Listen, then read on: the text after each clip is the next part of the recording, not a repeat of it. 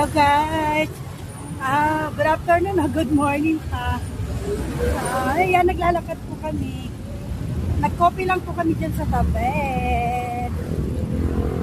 Diyan lang po kami sa may McDonald's. Nag-coffee lang po kami. Para makabawas ng antok guys. So andun po yung aming kasama, naglalakad na. Ayun po sila, silang tatlo sa isang paayon guys. Ayan, naglalakad na po, nauna sila sa amin. So lakad-lakad lang po kami, medyo mainit nga lang. Okay naman yan, para matuyo po yung mga tubig baha. So ayan guys, malapit na po kami sa aming office.